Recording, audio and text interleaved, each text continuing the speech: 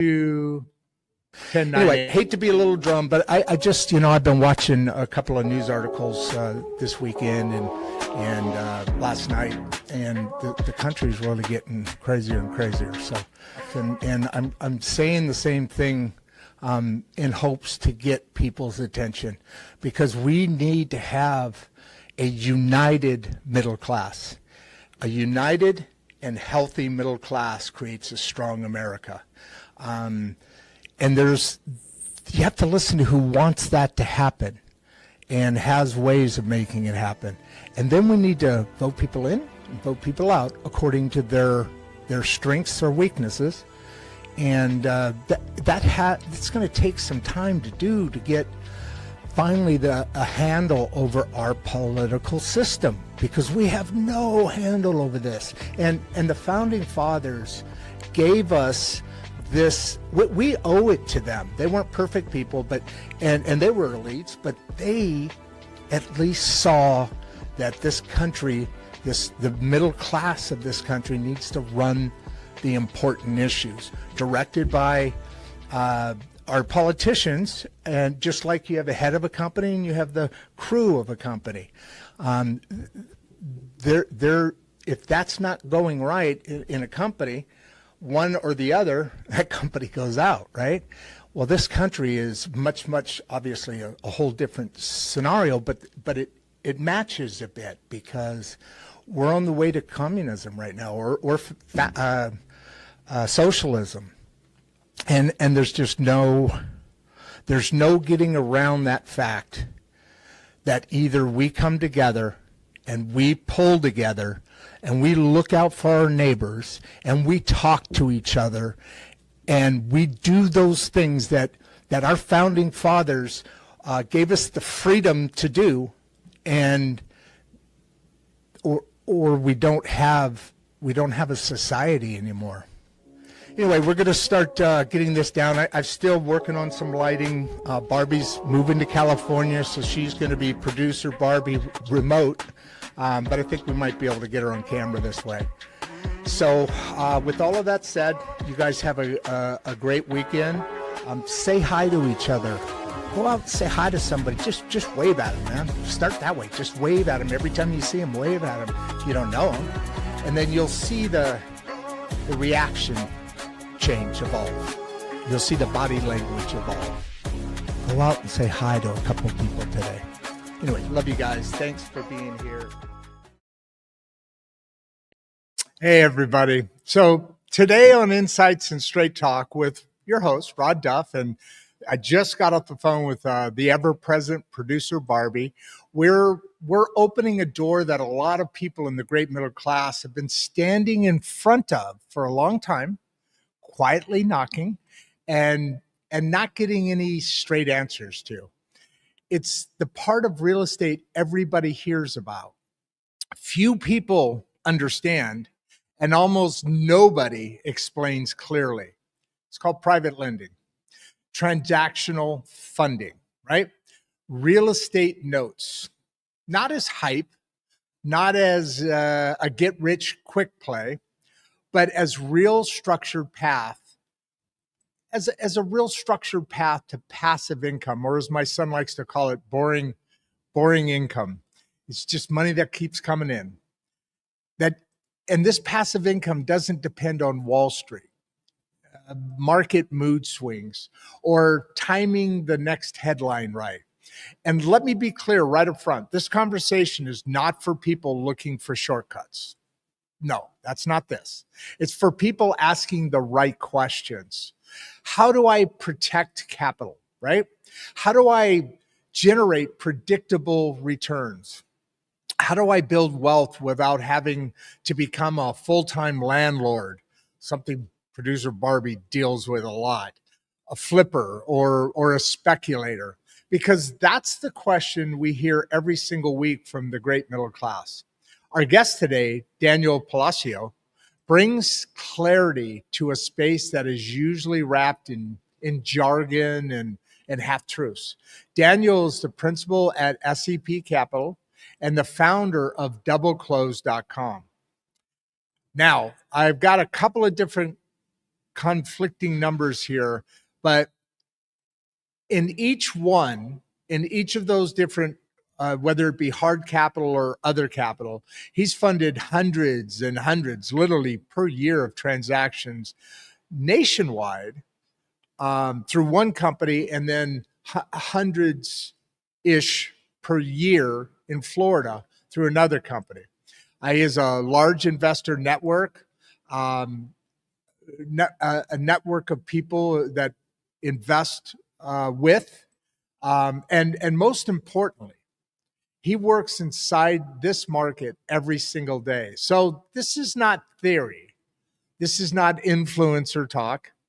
This is not recycled seminar slides or real estate deals. This is real capital, real risk management.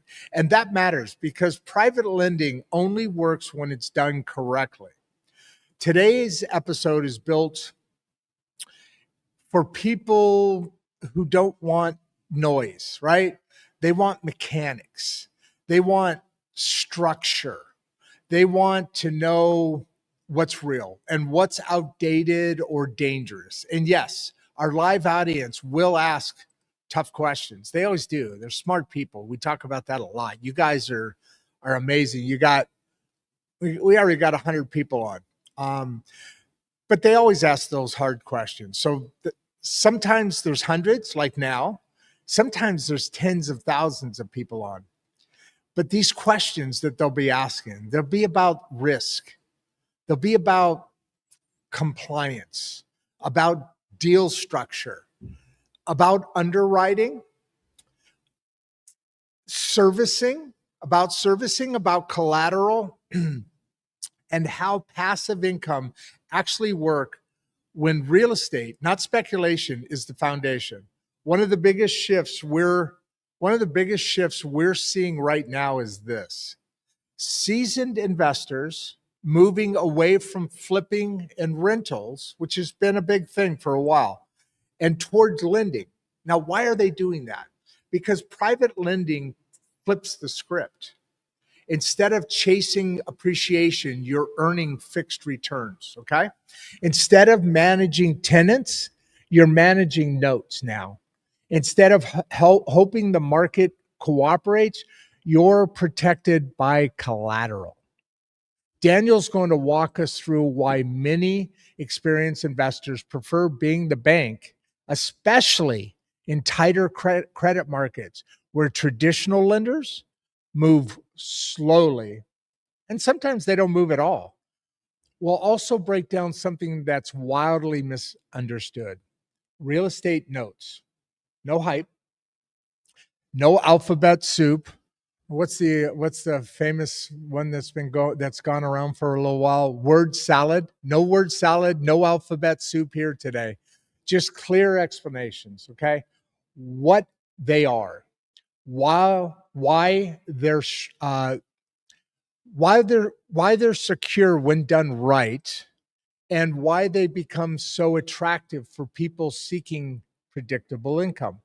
We'll dig into transactional funding, how double closings actually work. I really want to hear about that. And when assignments fail, and the mistakes that blow up deals for wholesalers and investors who don't understand the mechanics, okay? And yes, we're going to talk about compliance. Why? Because ignoring that conversation is how people get hurt. What's legal? What's outdated? What's misunderstood? And what every investor needs to know before raising or deploying private capital. Daniel will also share real stories from the field. Deals that worked, deals that didn't, okay? And the lessons you only learn when you're funding transactions day in and day out. This is why Daniel is such a strong fit for Insights and Straight Talk. He speaks directly to the middle-class investor mindset, capital preservation, right? Predictable returns, and building wealth outside of Wall Street noise. No fluff, no fear-based selling. I think we're all sick of that. Just clarity. That's what this platform is about. Insights and Straight Talk, hosted by Rodd Duff and producer Barbie, exists to give the great middle class a seat at the table with honest, data driven, real world conversations that empower families to make better financial decisions. So grab your coffee, grab your tea, warm it up, get some sambuca, grab something to take notes with, because this episode isn't entertainment.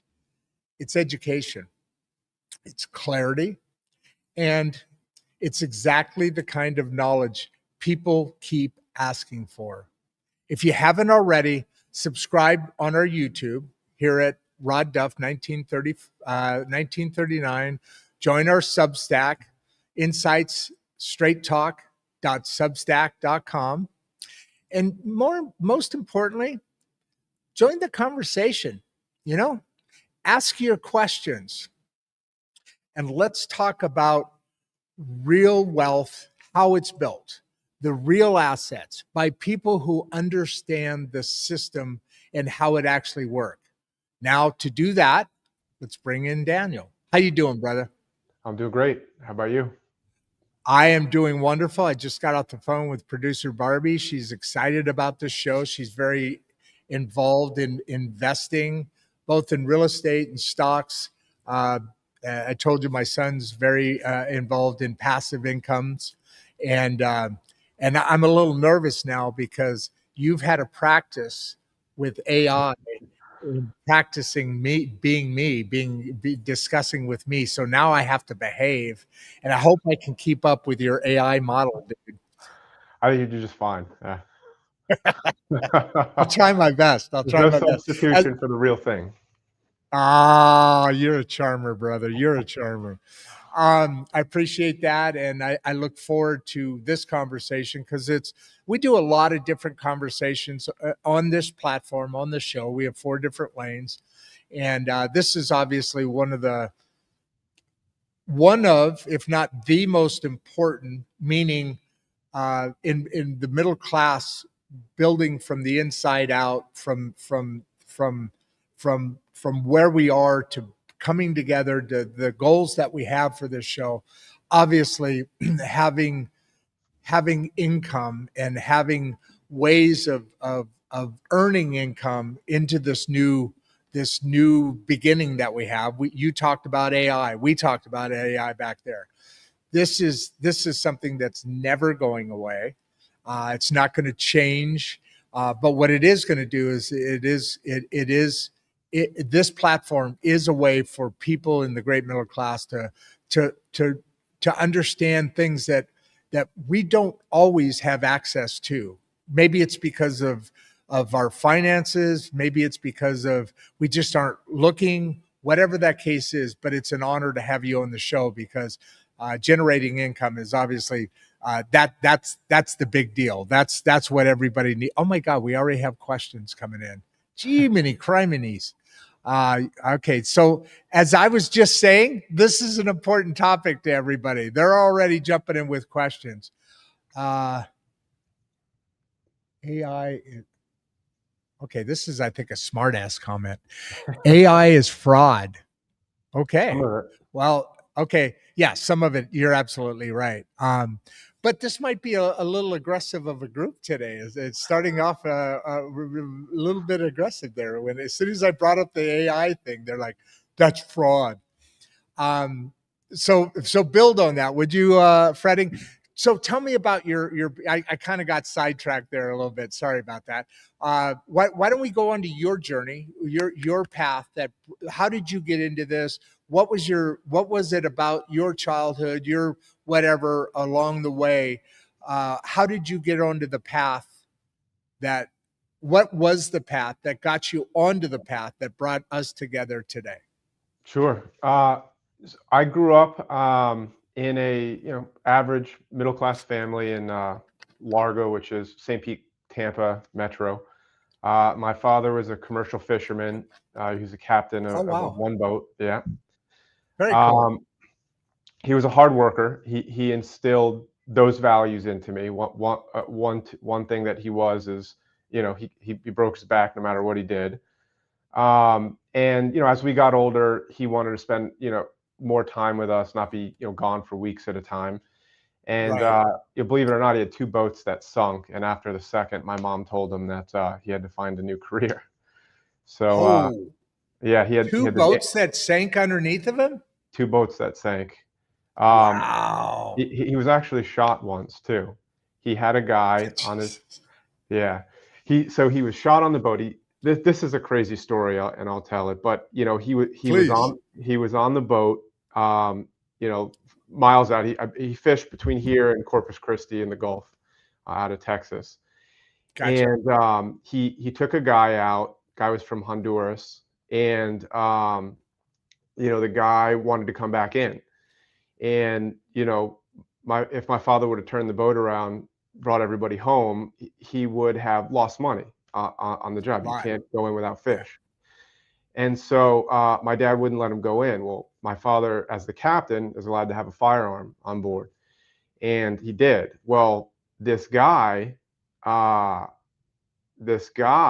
Honduras grabbed my dad's firearm and said that if my dad didn't take him in, he's going to shoot him.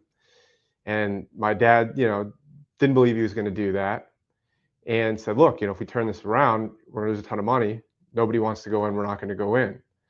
Well, this guy shot my dad in the leg, and with a 9mm. And so, they're far away. And so it turned out this guy hit a main artery.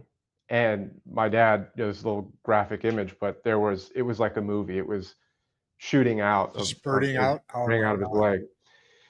So the crewmates basically took this guy to the side and said, hey, listen, we've got to do something for him. If we don't call the Coast Guard, he's going to die. You're going to go to prison for the rest of your life. Your only way out of this is let us call somebody. They agreed to tell the Coast Guard that my dad was cleaning his gun and shot himself.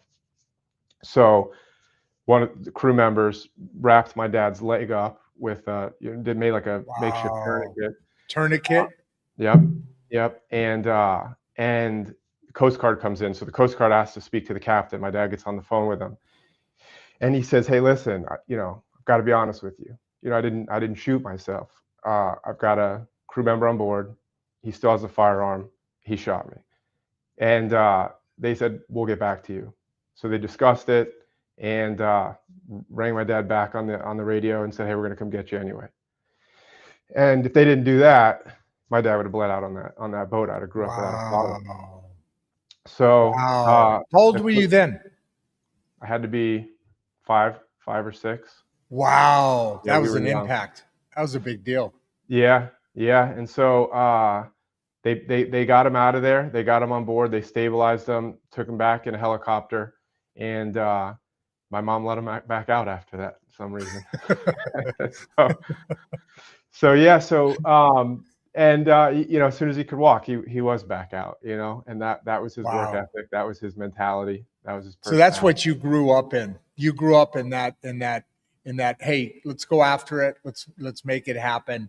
And that laid a foundation for from 5 on, obviously growing up on, you were growing up in a foundation of make it happen. Yeah. No other option. So after the boat sank, that was enough for them. So my dad opened up an Italian restaurant on Clearwater Beach, or in Sand Key Beach, which is right near Clearwater Beach.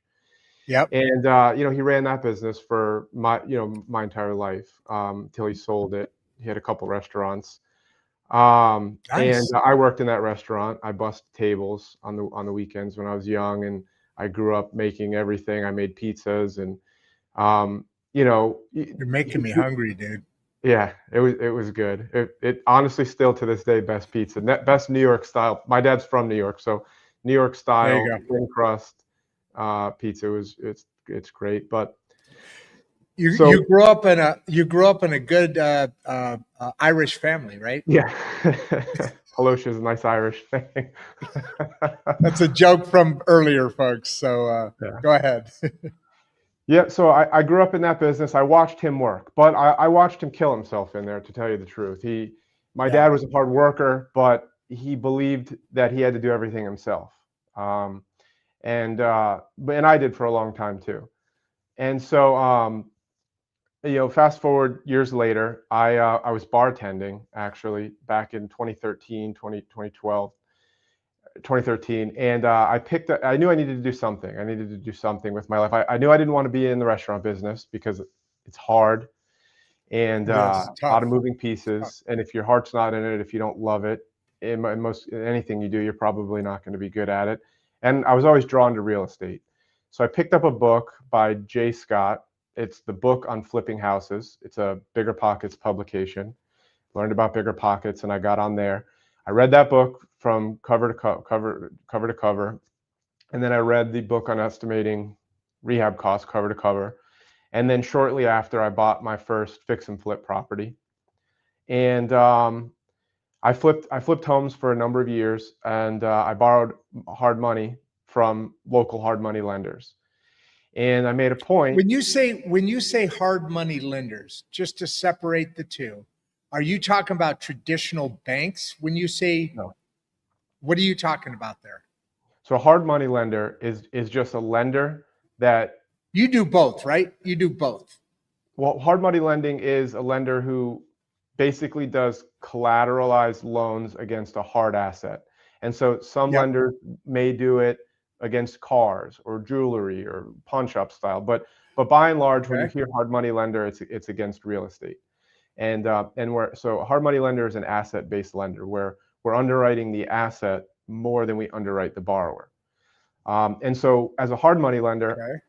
if somebody owns a piece of property for $1 million and they want a $300,000 loan and they've got a minus 200 credit, I'd rather do that loan than a bank who's going to do like a 93.5%, 92.5% loan for somebody that has a 650 credit score.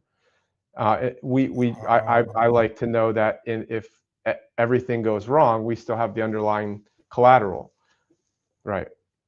Right. And so most fix and flippers, they can't get funding from a bank. Banks, they're short-term loans, and banks won't lend on assets that won't pass a 4-point. So you've got to have AC working, you've got to have a good roof, the electrical has to be working, everything in the home has to work. Windows have to open and shut. And so when you're buying homes for fix and flip, they're generally not in good condition. They need a lot of work. And True.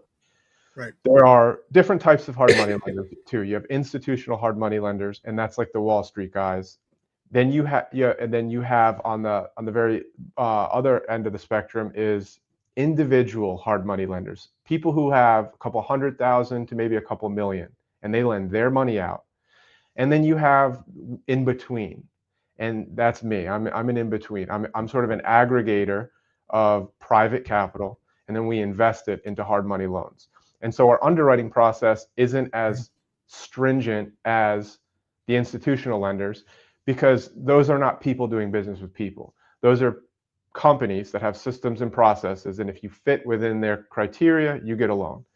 Whereas on the other end of the spectrum, you have the individual private lenders where they're 100% personal based. And so they do loans for people that they know on assets that they trust or that they understand. And so I'm in the middle of that where we do look at some things like credit, but by and large, we're an asset-based lender. And so if the collateral is there and it's a safe investment, and we know that if worst case scenario, we take the asset back and we're made whole, we're gonna do the loan. And so I borrowed from those private hard money lenders for years as I was fixing and flipping, and developed good relationships with them. And over time, I would exit some of these projects, and this happened to me twice in my career that changed the trajectory of what work I did every day. The first time this happened to me was I remember doing a couple loans, and I remember looking back and saying, looking at the HUD, looking at the profit that I made, and then calculating the interest and the fees that I paid my hard money lender. And I said, this is pretty close. He made just about as much as I did on several of the loans we did throughout the year. And he's on a cruise every other week, and he didn't do any work, and he didn't have to leave his office or his cruise ship. And Nor was he stressed out, right? He was stressed out. And it's hard. People think, people have this misconception that fix and flipping is easy because they see it on HGTV and you just go in and beautify everything and then you get multiple offers. And that's not the case. In fact, it's Right. managing people and process and timelines. And you can make a ton of money. There's certainly more money in fix and flip than there is in private lending. However, there's much more effort and energy required to make that happen. But for those that are good And leaders, risk. there's a tremendous And amount of risk. You're I the mean, first loan officer. yeah, you're at complete risk. You're the one person that's at complete risk. And on top of that, coming from a construction build background, I have a general B license out in California, which is a general contractor. But that rolled into I built equipment. So at the end of the day, you said a lot more energy. You're managing contractors, you're managing roofers, you're managing electricians, that their deal is right, that their deal is on time and fast. It has to go fast, right? The longer, because you're paying money while it's sitting there on the floor when nobody's in it. So Mhm. that's a lot of risk and a lot of effort. And now instead of managing people, you're talking about you started to think about managing assets, right? Mhm. Managing deals. Go ahead. Right. Go ahead. I just wanted to put like an explanation point on that because I've been very tempted at doing that. Kind of am doing that kind of now, but been very tempted in that. But you're right. When we started talking about this just a little bit ago about this show, it's like, okay, wait a minute. This is a lot. This is a different view, and you're wholly protected the whole way along, right? Mhm. Yeah, well, and if you just take the two functions and you say the gross figure is much higher when it should be much higher in fix and flip when Sure. you have a return, right? But if you average out the amount of hours that you put into a project, I think that you'd find over like to underwrite and to fund a loan from start to finish for us between every conversation that we have to have, me personally with the borrower and the underwriting that I do personally, and then the processing which our team members help with, we're maybe in a couple hours into a loan file. But a fix and flip investor may have 50 or 100 or hundreds of hours depending on the project. And so if you were to Sure. back out of that and look at your return on time Oh and the yeah. hours spent, it may Right. actually be that you make more money lending Per hour. per hour. Per hour, Yeah. exactly. Yeah, Um, you look at that. You look at that because at the end of the day, there's only so many hours in a day, hours in a mhm, week, hours in a month. What do you want to spend your time on? And you just said a couple of hours on a file mhm. versus maybe hundreds of hours. Is that the difference? Yeah, and Ish so on average, varies. maybe the owner, and it depends because if you have a team in fix and flip, you may spend many less hours at a property, and then it's in the system. But in terms of an owner operator lending out their own money versus an owner operator doing a fix and flip, if you compare those two, you might have 50, 60, 80, 100 hours into a fix and flip. Wow. And as an owner operator making their own loans, depending on your experience level, you could have 2 hours into the loan, and that would be a lot. Wow. That would be a lot. That'd be a lot. To analyze the loan and either say yay or nay is 2 hours Yeah. ish. We Right, because most private lenders, especially owner operator private lenders that are lending out their own money, they do, and it's if they don't, they should be. It's very smart to focus on an area that you understand. And so when if you know neighborhoods, you know the value of each home without, doing any research. And so the more you hyper focus in a specific market, you know, the quicker the underwriting process is. And then you want to just Yeah. make sure that the house isn't crumbling. And then for the most part, well, hey, like I know this asset's worth 500,000, and if he wants a $250,000 loan, this is an easy deal. And then it's the same thing over and over. You're making sure that they have insurance. You're crossing all the T's and dotting all the I's. But that's a very quick process. Wow. Yeah, and easier to become better at? Like you said, you're hyper focused, let's say on Mangum, Oklahoma. This is where I live now. I just moved here 3 months ago. And so you're hyper focusing. So you already know the area. You're focused on that area, and now you know what the value of each one is. So you could literally in 5 minutes say, I want to spend time on this or not. Exactly. And I've done this now. I've had so many conversations that I can almost do that with one phone call conversation with the borrower. So we evaluate every deal on what we call the 4 C's. There's collateral, there's character, there's capacity, and there's credit. And in that order, in my opinion, is most important to least. Collateral is. What are the 2 middle ones? Yeah, what are each of those terms looking at? I'll break them down. So collateral is obvious. That's the underlying collateral. And honestly, if all 3 of those other things don't pan out, you can still be saved by collateral.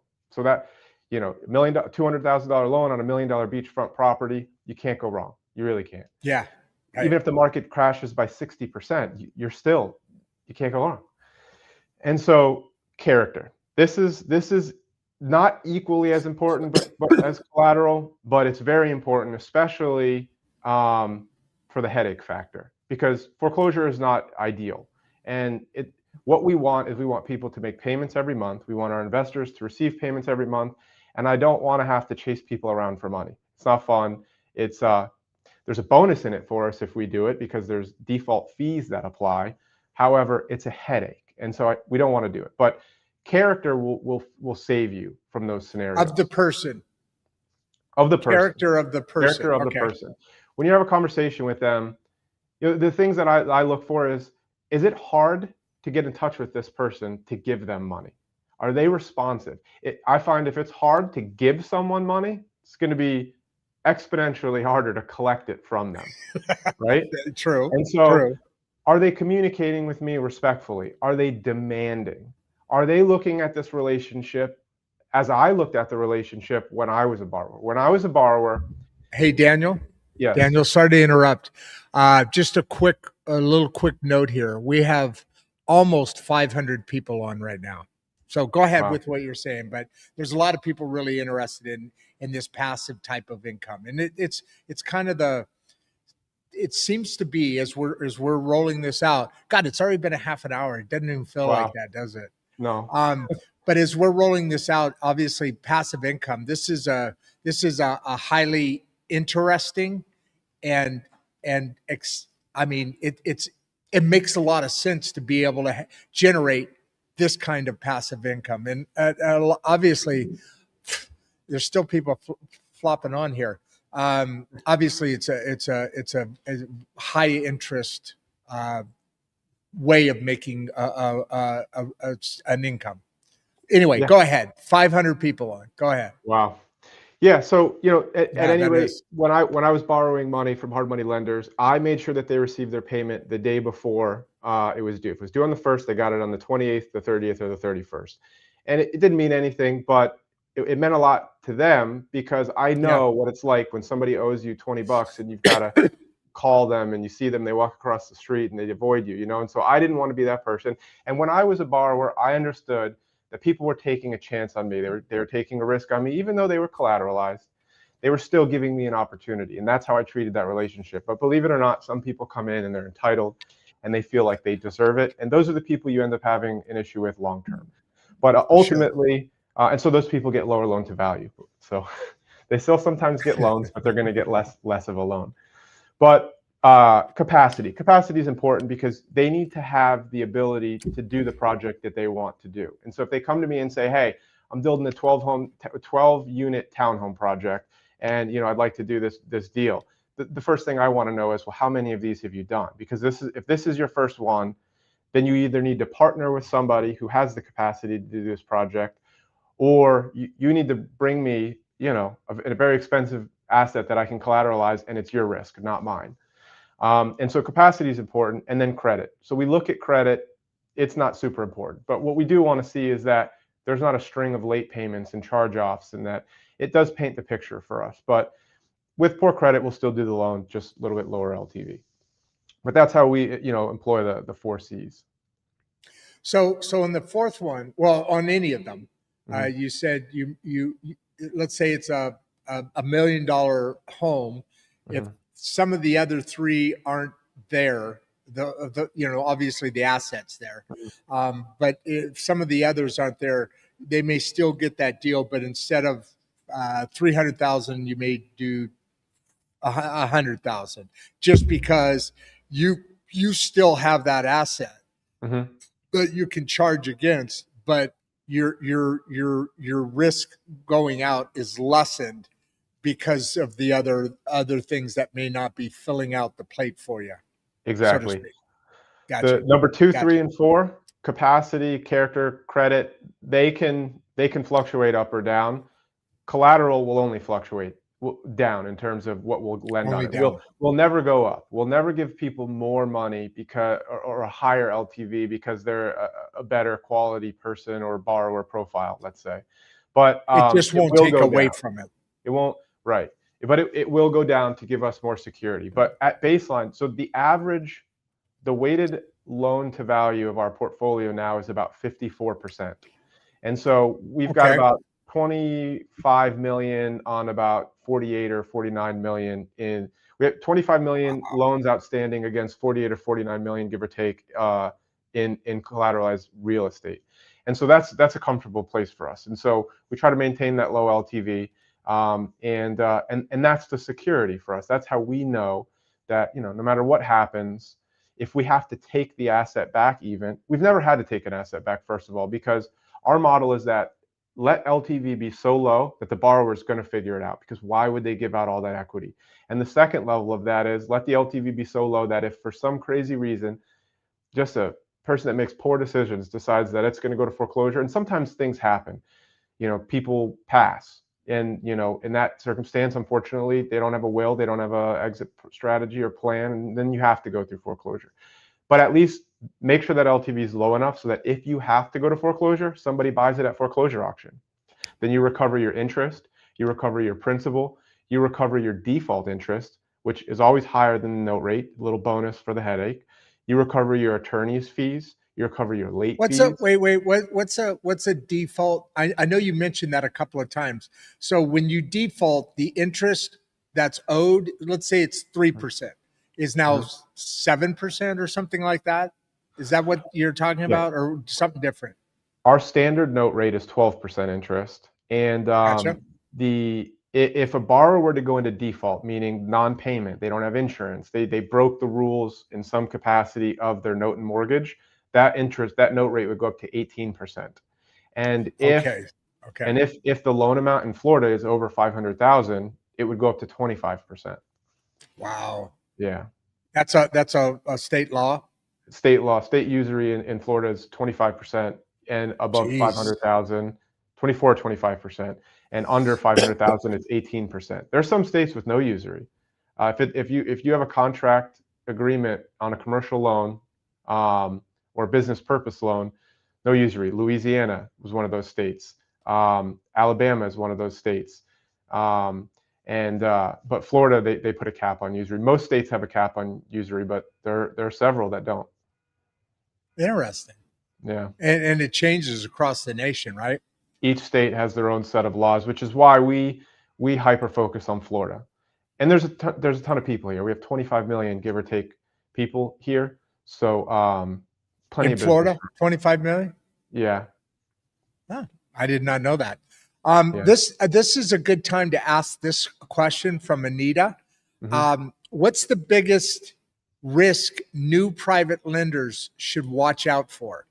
Okay. Because I mean, that's the audience you're probably talking to right now, is people that are like, hey, this sounds like, because we do a lot of marketing on social media, and we didn't, this kind of came together pretty quick, but we got a lot of reaction out of it. So and obviously this is probably the largest live audience on the show this week so far. Oh, wow. So you're probably talking to a lot of people, and even producer Barbie. while the opening was going on. I don't know if you saw me in the green room, but I was like talking on the phone. She was like, she had a couple questions that I'll bring in later, but I have a feeling this is the audience you're talking to is Anita here. What's the biggest risk? New private. Now, like you said, after you get experience, maybe you go into partnership with some people. Maybe you join your group. You fall under the umbrella of a larger private equity group. What is some of the risks that new people should that may have no idea that may be hidden there for them? Why don't you answer Anita here? Yeah, well, I'll make one assumption that although you're a new private lender, you already understand real estate. I would say that the biggest risk would be if do you have to? Hold on. Do you have to understand? It's a good idea and why? Why? It's a requirement because you have to understand value. You have to understand what a property is worth today, what it might be worth after some updates and repairs. You have to know that if you take that property back for some reason, that you can do a good you can decide on whether you need to do a light rehab to get it sold, or whether you're going to keep it as a rental, or whether you're going to do a fix and flip on it, or whether you're going to just list it on market. There's a lot of decisions that need to be made, and there's a lot of credit and risk decisions that you're making. And a lot of people who will get into real estate over the years end up lending money because they kind of see that it's a little bit more of a less effort, career. But I would say do not get involved in it if you don't understand real estate, because that's the basis. You can't rely on appraisers, because you could get 5 different appraisers to appraise one property and you'll get 5 different values. So we use appraisals, we use BPOs. It's a data point. It's not the end all be all. I've seen some really bad appraisals on both way too much value and both not enough value. And so you have to understand the asset. That is first and foremost. If you do not understand the asset, that makes sense. You should partner with somebody who understands the asset and also has some skin in the game. We invest alongside of with our co-lenders on every single loan. On every loan that we write, we have our money in those loans alongside of our co-lenders.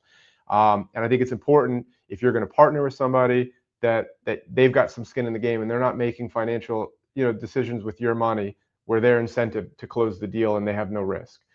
However, assuming that you do understand real estate and you've been a fix and flipper, you're a rental investor, you understand the market, maybe you're a realtor or a contractor, but you have the skills, you understand it.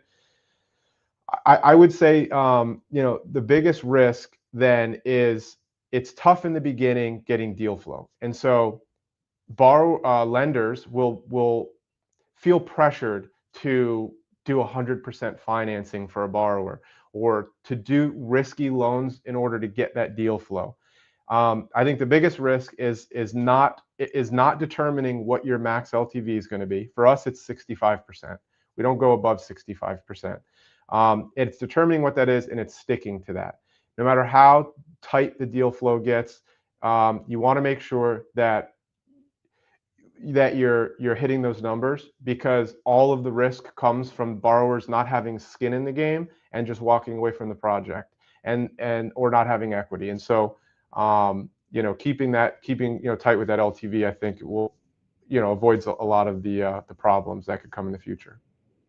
How does there's a lot of really good questions coming up here, and I want to get to them, but since we're talking about a new a private lender, okay, how does that? Let's say I've made some money on some stock, or I've got my 401k or something. I don't know. I've got a couple of bucks, and I when I say a couple, obviously you're going to need to have 6 or probably 7-figure numbers to kind of get in. How if I wanted to start, what would that look like for me? Let's say after this show, we go into the green room and I say, man, this really sounds like a great freaking way to create some passive income. How do I start? What does it look like if you and I become partners? So if you were to invest, I guess or if I did it on my own, I guess you did it on your own. I don't know. I'll go both ways. So first of all, the amount of money that you need is really going to be dependent on the market that you're in. Some markets in Ohio or Detroit or Oklahoma, you could probably buy houses for $100,000 or less, or at least that would be Oh, your, here in Oklahoma, you could you do it. definitely, yeah, Yeah. yeah, And easy, that's what happened easy. with me when I was fixing flipping houses. I had saved up a little bit of money, and then I did a couple loans myself. I ran out of money, and once I was out of money, I went back to my old hard money lenders and I said, "Hey, would you be interested in partnering with me on these deals? Basically, I'll underwrite them, I'll fund them. I mean, I'll package them up, and then you fund them, and then I'll keep the origination fee." And they were all happy to do that. And so that's how I started, actually. But so Interesting. if you were so if you had, if you had $50,000 or $60,000, then it might be harder to find an asset or a loan to do. But there are people out there who need $50,000 or $60,000, and you can kind of slow roll it. You put the money out, you make the fees at the beginning, you make Couple your of monthly bucks. interest, and then when they pay off, you do the loan again. And at that point, you could decide, hey, I want to. This is working. I'm going to reach out to friends and family, which is exactly what started with me. And everybody, wanted to invest a little bit, and they've all grown with me as we've grown. If There you you're go. investing with your 401k or not a retirement account, it's important to note that I'm not sure you would want to talk to an investment advisor, because I think there's some rules and regulations. I believe you can make loans, but there's something nuanced there. So like with my IRA or investment money, I'm not allowed to make loans for my own company, but I can make loans with somebody else. So I think it Okay. has to do with self-dealing. When you are a hard money lender, you're not allowed to use your money, I believe, to invest in your own loans. However, if you just have some money in your IRA, I believe, because a lot of my first hard money lenders were lending money to me out of their IRA. So I would just talk to your investment advisors about what you would do there. On the other side of that is if that's not passive. It's probably important to note that private lending isn't passive. Just like they will package rental properties to you as passive, it's not truly passive. If you have a good property Good manager, point. it can be passive. But if you are managing the properties yourself, it's not passive. It's a job. And if you are investing in hard money loans, and you're managing your loans, and you're underwriting your loans, and you are originating your loans, it's a job. I'm in the office every day, and I work, and hard money lenders that do this for real, or for a living, I should say, they work, right? And it's work True. to bring loans in. It's work to go to meetups and events and have team members and motivate and manage team members.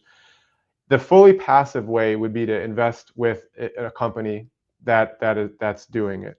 And so, depending on where you go, whether it's a fund or whether it's direct placement model, you'd invest in the fund or you'd invest in specific notes, and you'd earn anywhere from an 8 to 10% return on your money. Um, Gotcha. in the direct placement model, you would invest on a specific note, and then when that loan paid off, you would receive your funds back, and you'd have the option to either roll over into a new loan, or take your funds back at that time and do something else with it.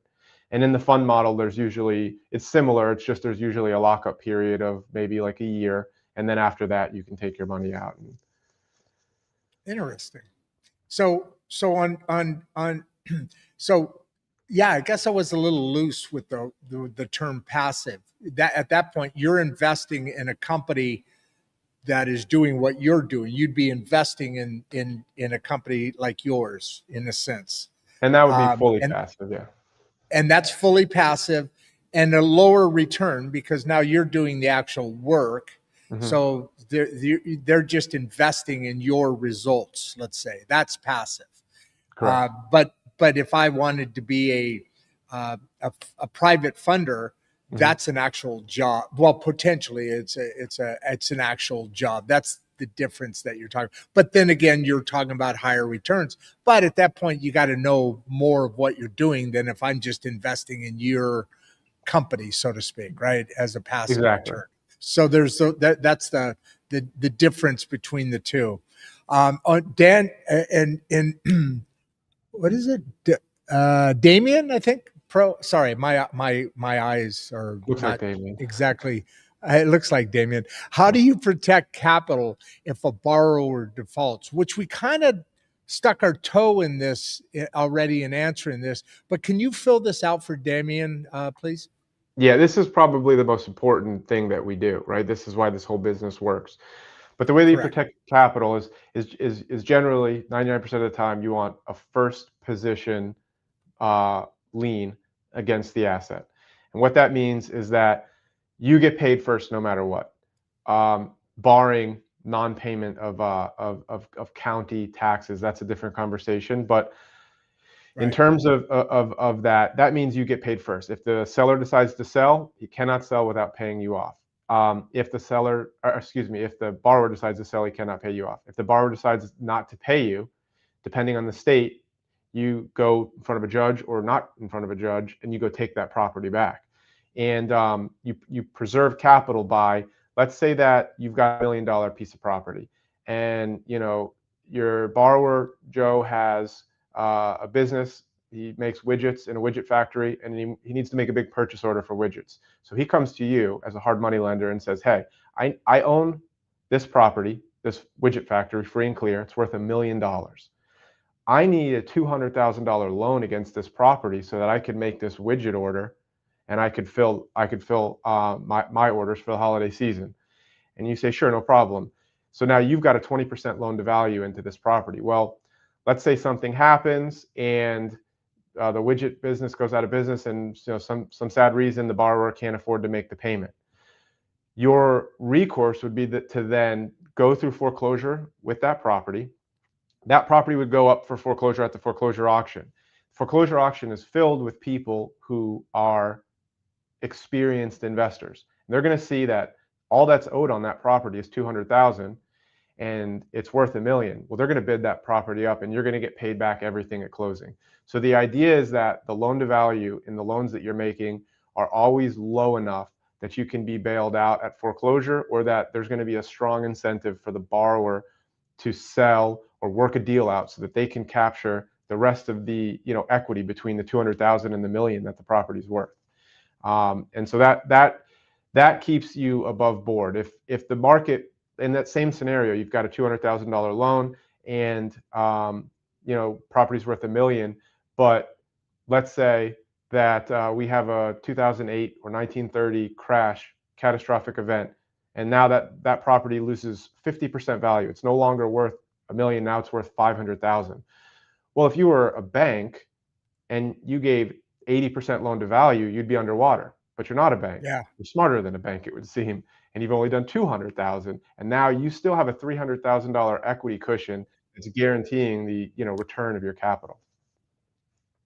So kind of, there's a couple of questions right in a row here that are a little bit different, but they're all talking about metrics.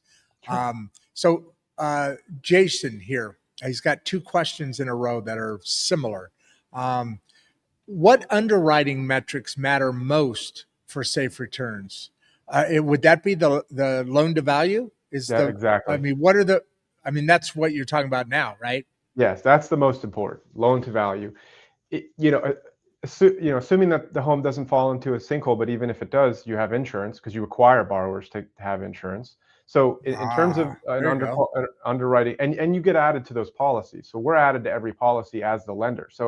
And we require that so all of our loans are relatively short, 1 to 6 months to 2 years. No matter what type of a loan they get with us, they're required to buy a full year of insurance paid in full. So they can't miss a payment. They can't lapse. It has to get paid at closing. So, but the most important underwriting metric, like you would say the 4 C's are your underwriting metrics. The most important, like I said, is collateral, and collateral is just loan to value. The lower your loan to value is, the more guaranteed and secure you're going to be in an asset. And really 50% is just like the holy grail, and anything below that is just icing on the cake. 65% still works, but you really don't want to, and I've seen 70% work, but 50% is almost a no-brainer. And so when you say, what metric, that's the main metric that you want to watch and maintain. So countering that, so using that, what you just said, same person, Jason, he has 2 questions in a row. How do you verify? Now, you talked about appraisers. You can get really high numbers, really low numbers. You talk to 5 different appraisers, you get 5 different numbers. But how do you verify property value before funding the deal? Is it just that appraiser? Is what all goes into that process? You got to know that that deal is worth. I mean, President Trump was in this whole thing last a little while ago, right? Yeah. Right. And so how does that work? How, is it only off of the appraisers, or is it off No. of something else? Now, if you only rely on appraisals, appraisers' opinions, you'll wind up in trouble You eventually. lose. Okay. You lose. So every deal that we close, I physically comes across my desk. I'm the underwriter on every transaction that we do. We have some team members that help Gotcha. out in other departments, but the first thing I do is the first thing is you have to make sure that you're investing in a market that you understand. And so like I mentioned Meaning the before, area, when you say in a we land in market that Florida. you understand. I understand the market dynamics in Florida. We probably hyper focus on Central, but we'll do loans in Miami. But I will say, if we go to Miami or we go to Jacksonville, we're going to probably be a little bit lower on LTV. The deal has to make that much more sense. But within the Central Florida, I pretty much know neighborhood by neighborhood. And so the first step of verifying property value is I jump on MLS and I go underwrite the property myself. I look at what comps are. I look at if I've got pictures of the asset itself. I look at the condition of the asset. And then from there, we still order either an appraisal or a BPO, because what I want is I want boots on the ground, and I want pictures from someone that represents me, and not maybe the borrower's pictures, who may try to hide some of the imperfections because they want the most money. Yeah. So that and then you use that BPO, which is a broker's price opinion. It's essentially an appraisal done by a real estate broker instead of a licensed appraisal, and they're very similar. And if you go with a good company with competent BPO agents, you get a very, very similar product. And so that's a data point. And then I might look at Zillow, and I might look at Realtor.com, and I'll take all of that information, and then I'll make a gut decision on where I feel comfortable in the loan, based on my loan to value parameters. And so if the borrower has great credit and a lot of experience, we may go up to that 65% LTV. But if the other three C's are lacking, then we're going to go lower on the LTV. That makes a lot of sense. That and there's some really, really interesting questions here. It's funny. You don't think about this just in a day-to-day thing, but there's a lot of interesting dynamics in real estate and just in general. I mean, we think about it as a passive person, just kind of, beautiful homes, this and that, but it's really interesting, the different types of markets that are out there and what can be invested in, and it's a lot more interesting than you would think it is. And I like Jason's question here. No, sorry, wrong one. Sorry, Jeffrey's question here. What markets are best right now for private lending? I'm assuming he's talking about whether that be commercial or like a home, like private housing, but what are the best? One of your companies does deals across the nation, right? And the other one's based in the hard money is based in Florida. So do you come across different markets? Do you know the best way to answer Jeffrey's question here? Yeah, actually we do. And to your point, whether you do commercial or residential should really be dependent on your experience level and what you know about real estate. A lot of commercial real estate agents or brokers, they end up being commercial lenders. And so I got started in investment residential. I understand investment residential. We do some small balance commercial, but we understand. What's small balance commercial mean? What does that It's just term, a small commercial loan less than $3 million. Gotcha. Banks don't love the $1 to $3 million range. It's for them. It's very small potatoes. It's a lot of effort for due diligence, and they just don't like to do those loans. So there's a little bit of a gap in the market there that we try to serve. So as far as markets, through doubleclose.com, we fund wholesalers nationwide, and so we see a lot of double closing activity throughout the nation, and that's a good indication on. Wholesalers are generally buying cheap and they're selling to investors for cheap. And then those investors are taking those properties and fix and flipping. So wherever there's a lot of good activity for fix and flipping, that's going to be the best market for private lending. So, I could rattle off a few states that I know are super high active, very active. Florida is a What are great they? market. Yeah. Florida is a great market. Georgia is a great market. Georgia. Texas is Why a Georgia? fantastic. Georgia, well, Why Georgia? Atlanta is on fire. Atlanta, there's Oh, a because of lot the of there's a lot of technology companies coming out of Atlanta that are in Atlanta possibly now. Is that? I think so. I think that's true. Yeah, you're right. beyond the And loans that we Texas. fund. What I don't know is the market dynamics that create those areas to be better. But what I can say is, as a Ah, transactional lender, we do a lot of loans in those areas, and those are people who are fix and flipping, that are those end buyers. There's a lot of investor activity in those markets. The Sun Belt also got a ton of people moving to it since COVID, and they're continuing to have people move to it. And so that also makes the market better. But Texas is a fantastic market. Pennsylvania is a great market. We do a lot in Pennsylvania. Ohio is a great interesting. market. Michigan, believe it or not, it's a great market. Like Detroit, in those areas, there's a tremendous amount of investor activity in those markets. I've heard a lot of noise about Detroit. I Yeah, have heard a lot of noise about Detroit. yep. But you can really do private lending almost anywhere in the country if the laws are favorable and allow you to. California, there's a lot of people obviously that do it there, but it's very difficult economically to work with that state's rules and regulations. It's tough to do business there, but there are people that do business there, and it's a great market when you can, because the average price is what of a home is $100 million or something at this point. So, Yeah, you yeah, know, yeah. I mean, $1 million home in California has got to be a real piece of shit. it's a To be honest teardown. with you, It's a it's teardown. yeah, Yeah. exactly. It's crazy It's what scary. that. They're trying to get that done here, and I don't know what if they get something, because we've seen prices just skyrocket over the last 4 years, and I It's hope they because get it under people are control. moving out of California and selling or whatever, and they've got that extra cash to come into like Florida where the prices aren't as high. I mean, Oregon went through that. I mean, California Hmm. does this all the time where people just get sick of it and they move their business or they move their home out of it. My kids have moved out of California. Most people I know, I'm from California. Hmm. Most people I know have kind of moved out of there. But another question here, I've heard this term a lot, and it just exposes my ignorance in the industry. And you just used it a minute ago. Double close. What Hmm. is a double close? What is the definition of a double close? What does that mean? It's used a lot in the Yeah, industry, a double closing is essentially two closings, right? And so you have, right? when that happens, there are three parties. And so I'll try to explain this in the least confusing way, because it is sort of a confusing Please. um, topic. But you have three parties. So you have the seller, the original seller, right? That's the A party. The B party is the wholesaler. That's the person that's in the middle, the middleman. And then you have Okay. the C party. That's the end buyer. That's the flipper who's buying the property, and they're going to ultimately fix it and sell it. So those are the three parties.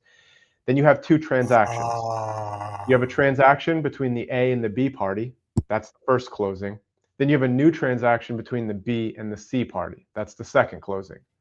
Both of those transactions happen on the same day at the same time with the same title company. And so that's why they call it a double closing.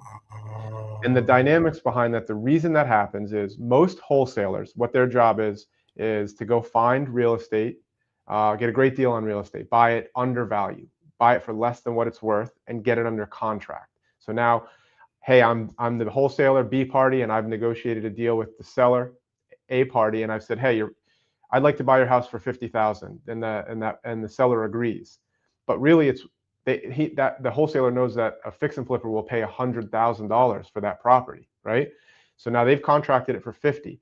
Most of the time, what happens is they just assign the rights in that contract to the end buyer, the C party, and they don't have to have a double closing. They can just, what would happen is the end buyer would assume the B party's role in that closing. So now the B party's out of the way. The end buyer buys that property for 100,000, and for the wholesaler's troubles, they make a $50,000 assignment fee.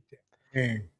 Now, in some That cases, that assignment, is it that is it always, I mean, did you use a large, well, I did. I used a 50,000. large. I used a large. They're usually between $5,000 and $15,000, but I've seen Okay. hundreds. I've seen hundreds of thousands of dollars, and so it's a Wow. great point that you bring that up, because the reason people like to double close is when you do an assignment, both Yeah. the end buyer and the seller will see how much your fee is, because your fee goes right on the HUD as assignment fee to Mr. Wholesaler, the B party, 50,000. And you can imagine people getting pretty upset when the wholesaler, when the flipper says, hey, you're going to make more money on this deal and you're not taking any of the risk. With the seller, you just beat them up for 6 months on the price of their property and you're making a big profit. And so Right. that's one of the reasons. Sometimes they do a double closing because their contract is unassignable. And that might be because they're flipping a HUD home or REO from a bank and they don't allow assignments. And so in those cases, you have to do double closings. And what doubleclose.com does is we fund that first closing, that A to B transaction, make it possible because the wholesaler has to come up with that money. And in wholesaling, it just kind of turns out that it's marketed by the gurus as the get rich quick. But in reality, it is a very easy way to enter into real estate, because if you've got a little chutzpah, I guess, if you're willing to go out there and grind it out, you don't need any money. You can go out and knock doors. And so you can enter into real estate through wholesaling with $0. And so the people who have the drive and energy to do that, they do that. But then when they have to close on a property, they don't have the money because they're just getting started. And so we'll fund that transaction for them under the condition only that the second transaction closes and funds on the same day. Okay, that makes a lot of sense. So kind of keeping on that same rhythm, a little bit different here. Dennis has an interesting question. How does transactional funding how does that differ a little bit from, say, hard money lending? So kind of in the same thing we're talking about now, just a different aspect of it. Yeah, and it's kind of in the same camp. And depending how you do the transactional funding, it's probably safe to say that it's a form of hard money, but it's not really hard money. Transactional funding differs, and everyone that does transactional funding, I notice they do it differently. But it differs from hard money because in transaction funding, generally you're not getting a mortgage. You're not recording a note or a mortgage. And so you're really not collateralized by the asset. You're sort of secured in the transaction to the title company, making sure that they execute the transaction based on the way that you have outlined that it needs to close. And that's what protects you. But the difference is transactional funding is literally a loan, in some cases, for 5 minutes.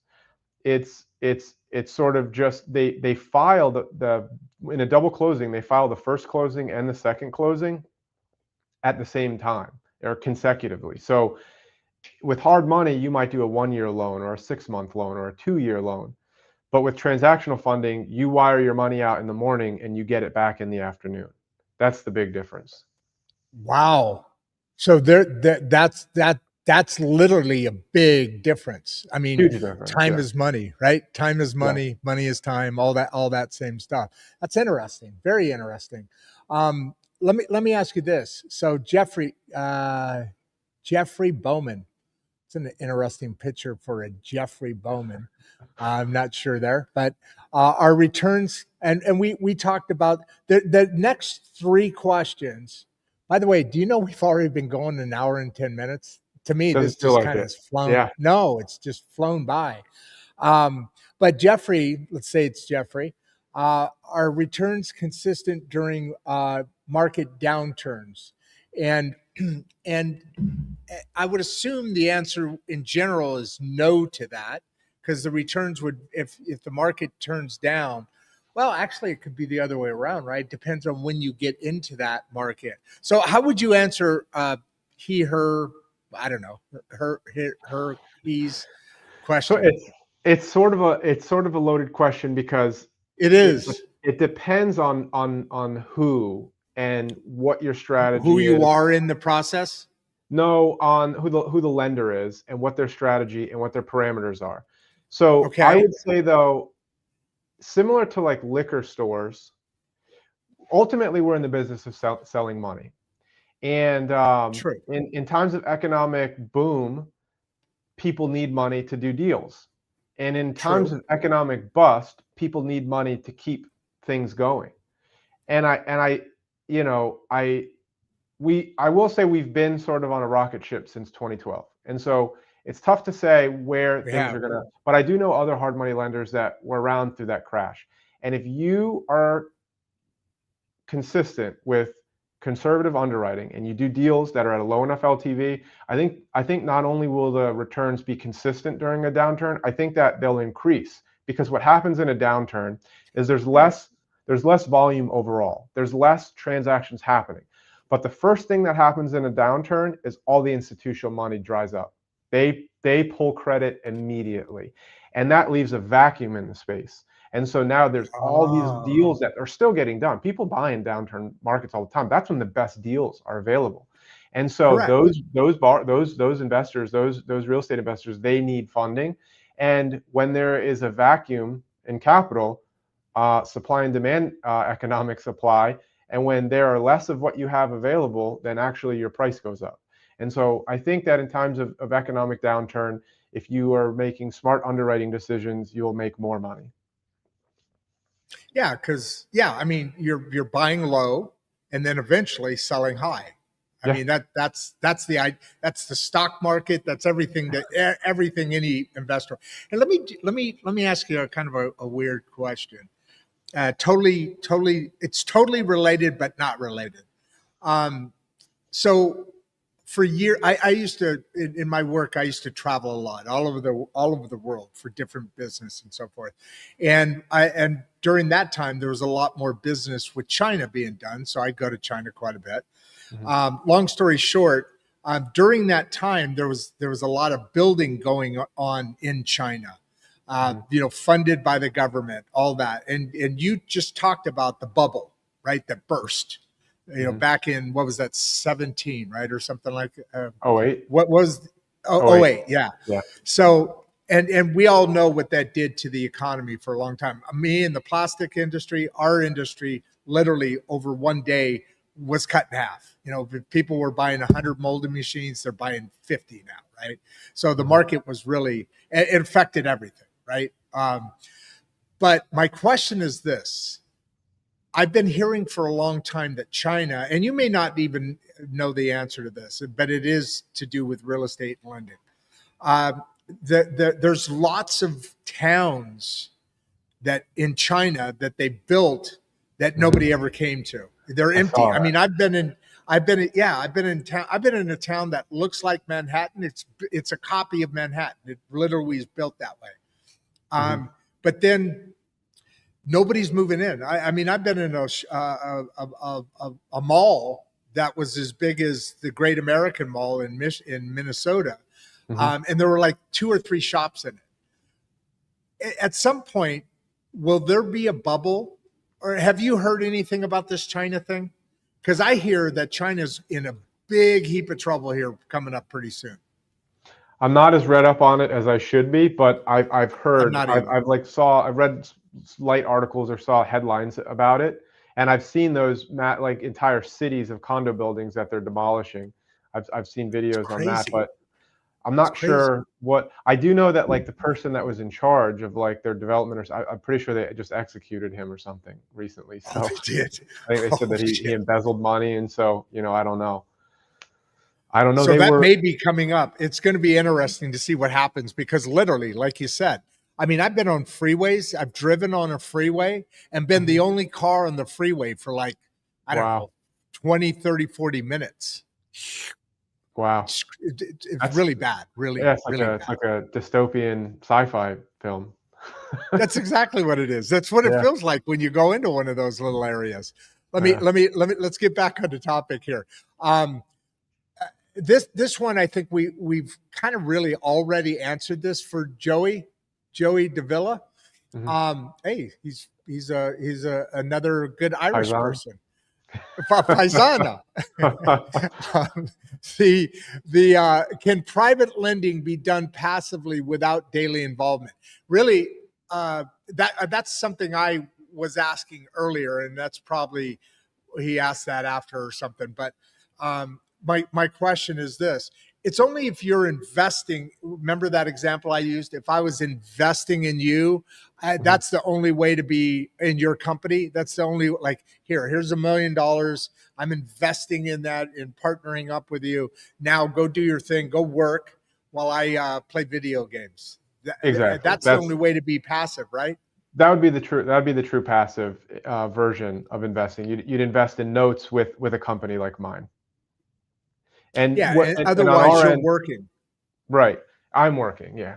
But when you do that, what we do is end to end from start to finish. We take care of everything. We so right now we're on what's called the direct placement model. Into the first quarter of next year, we're going to move to a fund model. The fund model is going to Does that create. change? Wait. Does that change every year, or is this just something your company is now doing? We're It's changing evolving. over to. Yeah, we're Okay, evolving so into this that, and is that not will a give. regular, it's not a Correct. seasonal thing. You're No. evolving. Okay, go back and explain that again then, would you? Because now it's a different mindset.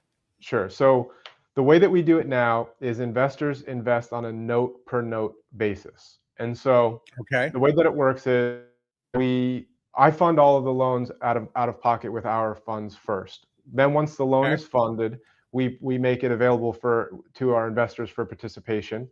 And our investors are investing on a note for note basis. So if I fund 123 Main Street and our investor invests in 123 Main Street, they're tied to 123 Main Street. So the way that works is if 123 Main Street is performing, we collect the interest payment on the first, and then by the 15th, we pay that out to the investor. If for some reason the investor, the borrower goes into default and we're not collecting the payment anymore, the investor payments go on hold until there's a disposition, until they sell the property, catch up all the payments, and then we share that default interest, that bonus, with our investors. Okay. Very rarely happens. What we're changing to is to the fund model. It's a registered 506c debt fund. And so what that is it'll be a pooled debt fund. So when investors will invest into the fund, they'll become owners. They'll become owners of the fund that based on how much they have in a percentage. And then they will be collateralized by every single asset in the fund. So what it does is it spreads the risk out. The other thing that we'll be doing is we'll be paying a pref. So whether the borrower pays or not, we'll be meeting our pref obligations monthly to the investors, which will give our investors a more fixed return. So let's say you're in the fund at 10%. Whether borrowers are paying or not, we're paying out the 10% pref monthly. In the model that we have now, it's a preferred return. Okay. Yeah. And that's just monthly. that organizes a number. That pref is an area of preferred return. Right. And so based on what investors have in our portfolio, that pref might be 8%, 9%, or 10%. Over 250,000 it's 10%. And so investors that have more than 250,000 in the fund earn a 10% pref monthly. Right now, they're earning straight interest off of the loan, and at the same tiers, but it's tied to a loan. And I will say that in any transaction that I've ever been involved in, and I've been at this point involved in maybe definitely more than 1,000 closings between double close, between my own fix and flips, and between hard money lending. I've never lost $1 of my own money, but more importantly, I've never lost $1 of investor funds. And like I mentioned before, my first investors were the hard money lenders that I borrowed money from when I was a borrower. And that next tier was my friends and family. And then the next tier was those referrals. And now, we've taken on new capital from new people. But my wife is an investor with us. My mom is an investor with us. And so we treat Those every are two dollar. happy ladies, aren't they? Well, yeah, they have to be. They have to be. So let me ask you this: Why are you guys evolving? What is the reason? I get it. In other words, now it's a fund instead of a property or a note, an individual note. We still have 500 people here. My God, wow. An hour and 20 minutes. So a couple more questions, but just to stay on this topic for a second longer. or a few seconds longer. Why are you guys evolving? Is this obviously it's a better deal for you, the company? Otherwise, you wouldn't be doing it. But is it also is it more risky? Like if I'm investing in your company, I used to invest in a note by note, like you talk about 1, 2, 3 Main Street, and if that's doing well, you're getting paid day in and day out, or month in and month out. If something goes sideways, that's put on hold till things get straightened out or get fixed, or they are foreclosed on, whatever, and then you divvy out the money from there, note by note. This is now an investor, not an investor. This is now a fund, meaning all the. So is that fund that you're going into? Is that always all the deals, or is it certain funds are put into that deal? No, when we open the fund, we'll move all the notes that we have into the fund, and we'll only have the fund. So the fund is actually it creates a win-win for everybody, believe it or not. So it creates a lot of operational efficiencies on our end that makes us able to streamline our processes, and which saves us a lot of time and money. But as an investor in the fund, it grants more security. Because like you mentioned, on a note for note basis, you're tied to a note, and what that note does. Like I said, we've never lost on any note, not even default interest. But what I will say is that I do know that investors, especially our investors, because our investors aren't chasing like massive returns. They're not looking for like unicorns. What they really want is capital preservation. They want to earn a good return, and they want to take very little risk. And so that helps by being in a pooled fund. 8-9% is the daily average, right? In this, most of our investors have more than 250,000 with us, but yeah. So that's 10, more than 10. That's that. Now you're over 10%. 9 or 10. Yeah, more often people are getting 9 or 10. Anything over, I think. But I was just going to say, but that's consistent. That's like, let's say there's 100 people that are investing. All 100 of people of those are getting day in and day out, or month in and it's paid monthly, right? Month in and month out, are getting 10% of their returns, are getting 10% of return on their investment. Yeah, that's bigger than the stock market, isn't it? Right? That's a higher average, I think, than the best stock market numbers. If anybody uses ChatGPT, just go Google, you ask, because I'm not a what do they call those guys? A quant. I'm not a quant, right? But I think that's the Wall Street math guys. It's like the quants are like, is that what they're called? The quant? Human calculators, basically, yeah. But like there's a metric, and it's called the risk-adjusted return. And if you calculate the risk-adjusted return on a private note that is collateralized by a loan that's 50% LTV, or a pooled fund that's at 54% LTV, the risk-adjusted return, there's not another investment that exists that's better. It's unicorn level. It's not a sexy return. I'll admit it's not sexy to get 9 or 10%. But when you consider that no one has ever had a loss, and I can't guarantee that in the future we don't go into a world war.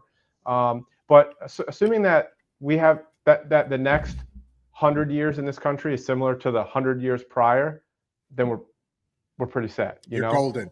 You're golden. Yeah. Wow. This is fascinating. We need to do a follow-up, I think, if you're up for it at some point. Sure. I'd love to do that. This one I wanted to hit. Jennifer, I think she asked one of the original questions. What role does servicing play in protecting investors? And I don't have any idea. I mean, I know what servicing is, but I don't understand this question, is why I'm so interested in it. Yeah. What is this? What is she talking about? What is servicing? Servicing, just think of servicing as like property management of the loan. And so everything that happens after the loan closes is servicing. And so, at SEP Capital, when I say we're end to end, cover to cover, full service, we underwrite, originate, put together a package. We fully service the loan from start to finish. We process any hiccups. If an attorney's needed to process the loan, we handle that. if those costs are outlaid by SEP Capital. And if the property needs to go through foreclosure, we handle that process as well. And then we determine what the highest and best use of the asset. Let's say we take a property back, which we've never ever had to take one back. If we have to take a property back, our process is that we would determine the highest and best use for the asset, what the plan is, what needs to get done. If there are some options that need to be considered, we'd present those options to the investor on that specific note. And then we would make a decision on what's best for everybody moving forward. Again, we've never had to do that. Like I said, our loan to value is low enough that we've not taken any properties back yet. But so with servicing, there's monthly touch points. We draft payments by borrowers from the borrowers each month on the first weekday of the month by automatic clearinghouse, ACH. And then once all those payments is cleared, and every once in a while you have bounce payments, we have to call the borrower, go through the legwork, set up a new ACH, and then on the 15th we initiated an ACH back to the investors. So we handle everything in between that. Wow. We're ensuring that insurance is always paid, that taxes are always paid, and that the borrower is doing everything that they need to do. On our fix and flip loans, we're managing the draw process. We're making sure that they're getting work done before they're getting any of the escrow reserves for their fix and flip projects. And we're staying in tight communication with all the borrowers and in tight communication with our investors as much as they'd like. Sometimes people want to be left alone, but we're in communication with those that want to hear from us. Yeah, well, and so yeah, now I get what she's asking there, because servicing plays a lot. I mean, you're talking about keeping that consistent activity, that all that passive stuff that I get to enjoy as an investor is only because the company is doing all the work in keeping the note moving ahead, and or jumping on if something goes sideways, like you said. You never had to do that, but even going through the foreclosure process, because all of that is, if it's not done correctly or done from somebody who's understanding the process, obviously your investment is much more at risk there. I want you to read this before we still have almost 500 people on. My God, that's just it's phenomenal. Wow. Hour and a half long, and they're chopping away at this. I want you to read this one. Would you read that on the screen there? You're doing a great job with the questions you're asking. I'd like to hear more. I did not pay. Oh, wow. This is Property Solutions. Wonder who that is. Huh. So maybe it's another talk show or something, but I set you up on that one. What's the so at the end of the day, is there anything we haven't covered that you wanted to cover in this show? You got to put in your contact information here in the private chat. Please do that. I'll just type it in. That I can.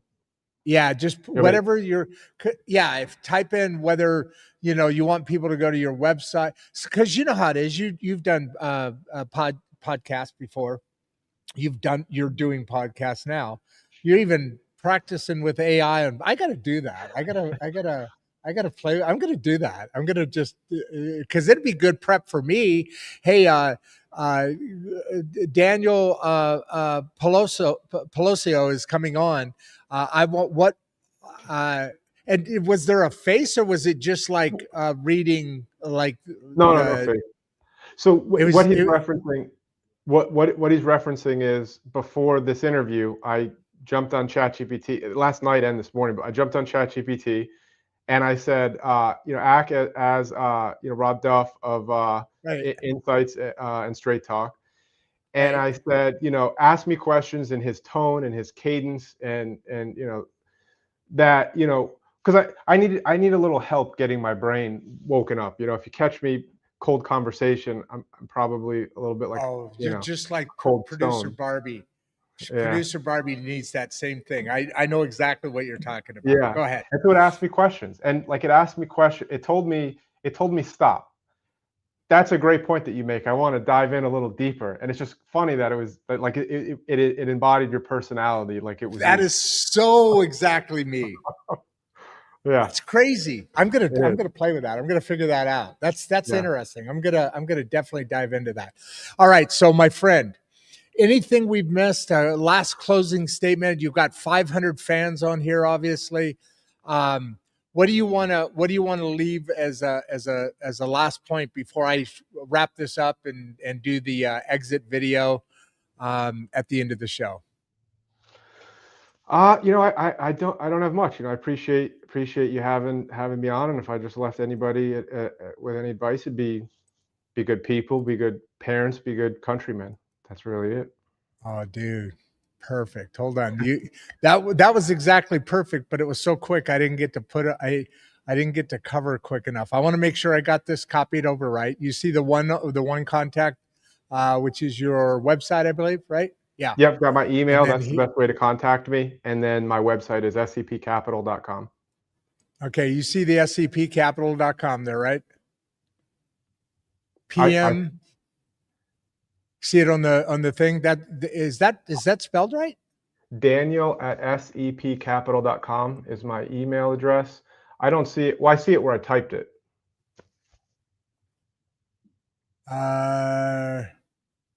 Wait. What did I? Okay. So that's PM SEP Capital, right? You see it on the screen there? Where? Oh yeah, I don't know what PM is. So it's just SE. Oh, I did copy it wrong. I bet you I pulled up here. Here's your email. Email. That's the best way to reach me. Oh, you know what? Unfortunately, I'm in there all day long. But in Florida. So that's not a right. bad place to be. That's not a bad place to be. Okay, I see what I did. It's hot and humid, big bugs. Yes. You ever see some of the cockroaches out there, man? They'll get up on their behind legs and they'll go after you. If the big bugs there. And so there's Daniel at SCP Capital, and then here's the no, that's me. Sorry, I did not do that on purpose. There's Daniel, and then here's your sepcapital.com. Cool. The other one I just pulled off the copy. Give everybody a big wave. Let me wrap everything up. Nobody's even moved, man. They'll start dropping off as soon as you leave, I'm sure, because then it's just me, and that is what it is.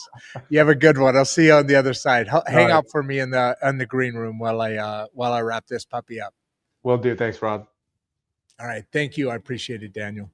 Yeah, great show, guys. We will do a second one of this because this is something I'm also very interested in, and obviously you all are interested in it as well.